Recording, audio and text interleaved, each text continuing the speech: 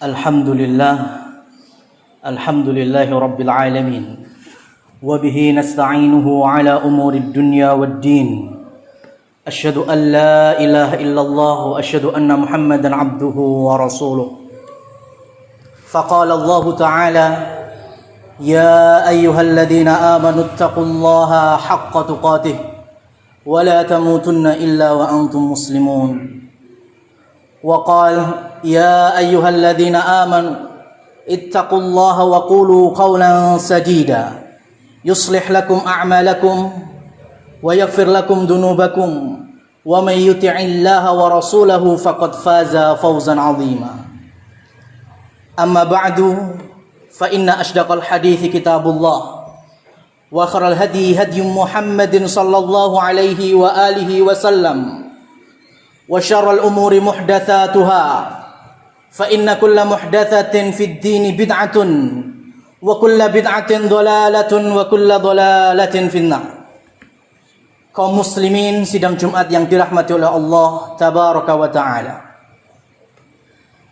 Hari ini kita membuktikan salah satu dari perintah Allah, wa'ati'ullah, maka taatilah Allah Subhanahu wa Ta'ala dalam rangka zikrullah.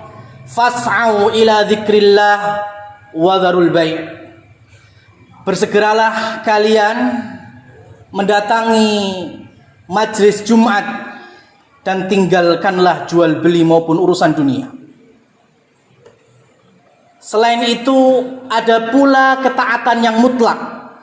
Selain daripada mentaati Allah, wa ati'ur rasul, dan taatilah Rasul Nabi kita Muhammad bin Abdullah sallallahu alaihi wasallam.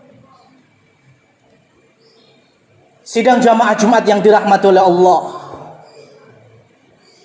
syariat masih melanjutkan ada 3 jenis sosok yang harus kita taati. Bagaimana bentuknya, bagaimana sistemnya, modelnya kaya napa mawon, yang penting adalah dilihat dari perintahnya. Yang pertama adalah mentaati orang tua, khususnya ibu. Birrul walidain, bekti dumateng tiang sepuh. Imam Bukhari mempunyai kitab khusus Adabul Mufrad. Bab pertama niku judule Birrul Walidain, bakti kepada orang tua, dengan pasal wujubu birril walidain wa in kana zalam.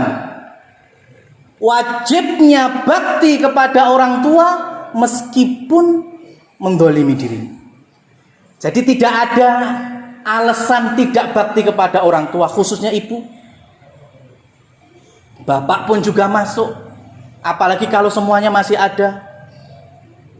Maka apapun dari mereka, jangankan mereka belum sholat, belum mampu wudhu, belum mampu masjid, yang kafir sekelas ibunya, putrinya Abi Bakar, Asma radhiyallahu anha, dadak minta izin kepada Rasul. Ibuku belum masuk Islam saat itu, ibunya Asma, ingin masuk rumahku.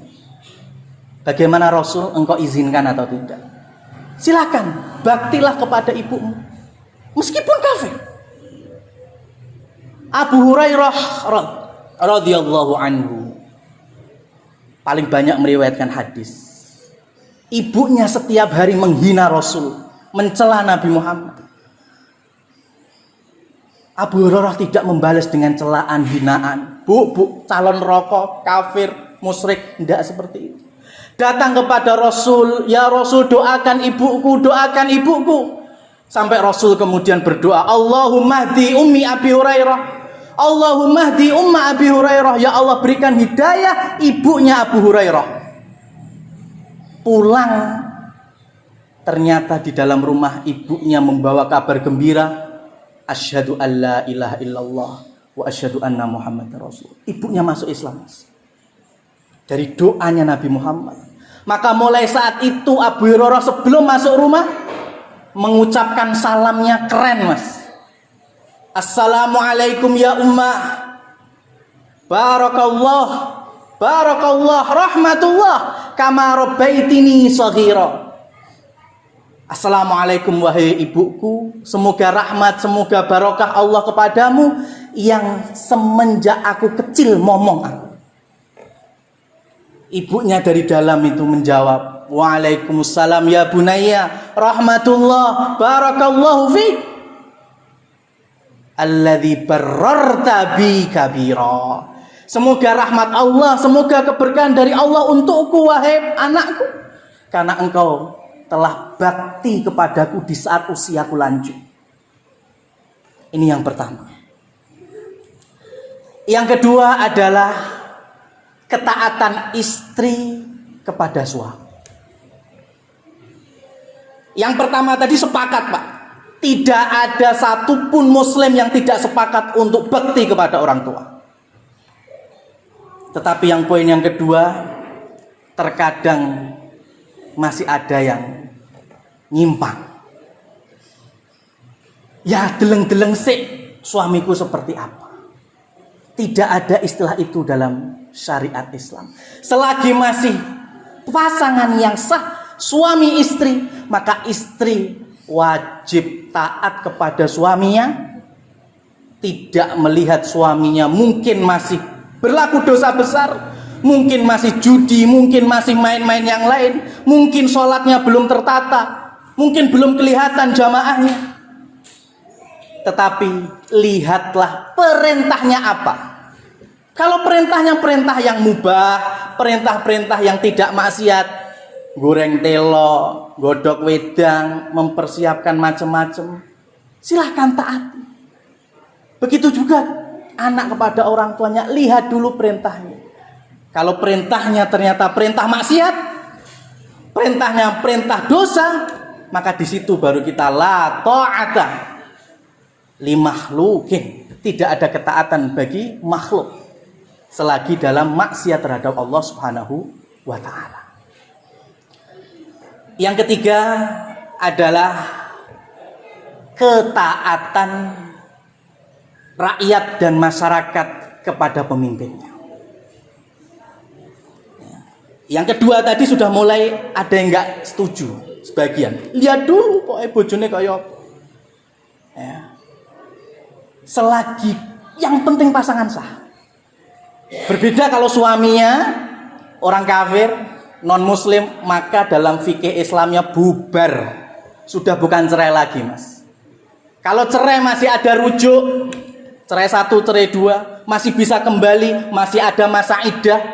Tapi kalau seorang muslimah bersuamikan non muslim, maka pernikahannya batil, pernikahannya tidak sah, bubar, Mas. Jadi nggak perlu cerai karena akadnya sudah nggak sah. Nggak perlu iddah, cuma istibrok. Istibrok niku ngeresiki rahimnya kalau betul sudah nggak ada airnya si suaminya. Yang ketiga ini lebih banyak lagi nggak setuju. Padahal Al-Quran menyebut bahwa ati'ullah wa ati'ur rasul wa ulil amri minkum. Maka yang ketiga ini yang digodok, digoreng, ulil amri yang seperti apa?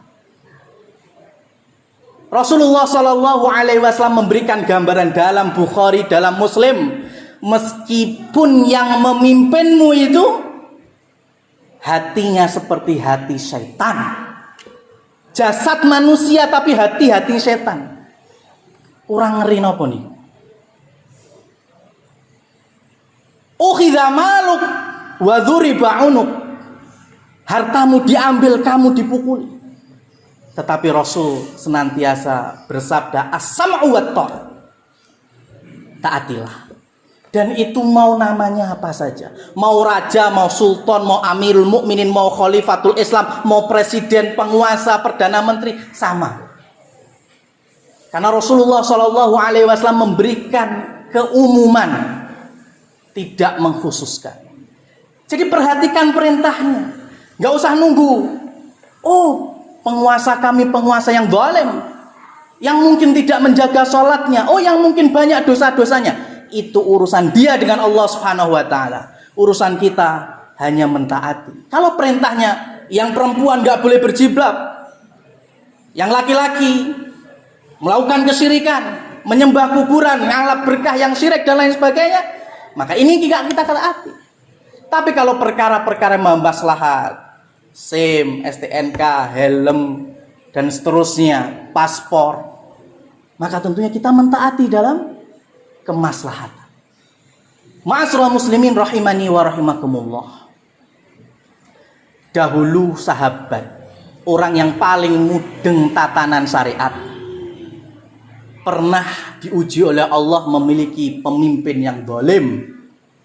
Dari Bani Thaqif, Rasulullah sudah bersabda sebelum sedo itu, akan muncul dari Bani Thaqif 2 orang. Yang satu pembohong besar, Ibnu Ubaid yang nanti menjadi nabi palsu. Yang satu adalah orang yang zalim, yang gampang menghalalkan darah kaum muslimin. Itu sebelum Rasul wafat. Setelah Rasul wafat, di zaman Bani Umayyah ada Hajjaj bin Yusuf. Itu zalim sekali, Pak. Sampai berani ngebom ya, pakai manjanik ya, pakai meriam api itu kok pelintengan itu, sampai Ka'bah hancur. Kemudian cucunya Abu Bakar, Ibnu Zubair, Abdullah bin Zubair radhiyallahu anhu terbunuh, Pak, dibelah. Maka ketika Asma, ibunya datangi Hajjaj bin Yusuf, itu hanya menjelaskan ternyata sudah jelas hadisnya Rasul sallallahu alaihi wasallam. Dua-duanya sudah muncul. Yang nabi palsu sudah muncul diperangi oleh Abu Bakar. Yang satunya yaitu engkau wahai Hajjaj bin Yusuf. Tapi tidak ada dari kalangan para sahabat, Asma putrinya Abu Bakar, kemudian Anas bin Malik, Abdullah bin Zubair, Abdullah bin Umar, Abdullah bin Abbas, untuk berontak kepada Hajjaj bin Yusuf. Sabar. Dengan kesabaran itulah kemudian Allah munculkan dan lahirkan pemimpin terbaik, dikenal dengan Umar yang kedua, yaitu Umar bin Abdul Aziz rahimahullah wa radhiyallahu anhu. Kesabaran kaum muslimin. Kami yang berdiri di sini bukan antek penguasa, kami bukan ASN, bukan PNS. Kami tidak pernah mengeluarkan proposal kepada penguasa. Tapi inilah akidah. Inilah akidah ahli sunnah wal jamaah. Untuk senantiasa as-sam'u wa ta'ah. Kita berbakti, mendengarkan selagi bukan kepada perkara maksiat. Aqulu qouli hadza fastaghfirullah li wa lakum wa lisairil muslimina wal muslimat fastaghfiruh innahu wal ghafurur rahim. Alhamdulillahi wa kafa, wassalatu wassalamu ala rasulina al-mustafa, asyhadu an la ilaha illallah wa asyhadu anna muhammadan abduhu wa rasuluh. Jamaah Jumat yang dirahmati oleh Allah, tentunya kami membawakan khutbah pada siang hari ini mengawal dari Majelis Ulama Indonesia yang senantiasa berusaha memprotek dan mengajak kaum muslimin khususnya untuk tetap menjaga ukhuwah, menjaga ibadah, menjaga interaksi dan sebagainya, tetapi tetap di dalam protokol kesehatan. Kita berdoa semoga Allah yang menurunkan musibah, Allah yang mengangkatnya, Allah yang memberikan penyakit, Allah yang menyembuhkan. Allahumma rfa' hadzal balad, Allahumma rfa' hadzal waba' min hadzal balad, Allahumma rfa' kullal masa'ib indana. Allahumma salli ala Muhammad wa ala ali Muhammad kama sallaita ala Ibrahim wa ala ali Ibrahim innaka Hamidum Majid. Allahumma ighfir lil muslimina wal muslimat walil mu'minina wal mu'minat al ahya'i minhum wal amwat innaka sami'un qaribun mujibud da'wat ya qadhiyal hajat. Allahumma ya muqallibal qulub tsabbit qulubana ala dinik. Allahumma ya musarrifal qulub sarrif qulubana ila ta'atik. Rabbana zalamna anfusana wa illam taghfir lana wa tarhamna lanakunanna minal khasirin. Allahumma a'izzal Islam wal muslimin. Allahumma aslih lana dinana. Allahumma aslih lana umara'ana ya rabbal alamin. Wa sallallahu ala nabiyyina Muhammad wa akhiru da'wana anil hamdulillahi rabbil alamin. Aqimissalah.